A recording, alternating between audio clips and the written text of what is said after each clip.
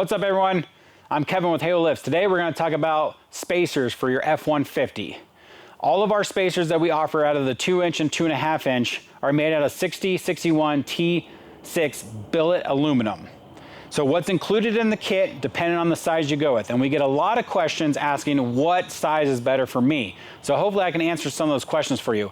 If you do any towing or have a lot of weight in the bed of your truck at all times, I would highly recommend going with the 2-inch. It would still leave a little bit of rake on your F-150 to accommodate that weight.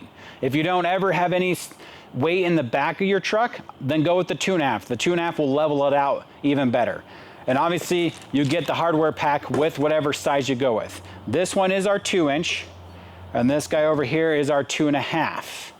What we also offer in our kits that's an option is to purchase these cast and camber kits. So these just go on your lower A-arms to help get your alignment back into spec a lot easier. It's pretty much cheap insurance to make sure your truck gets back in alignment. If you have any questions about this kit or any other kits that we offer, please don't hesitate to reach out. We'll be happy to answer them for you.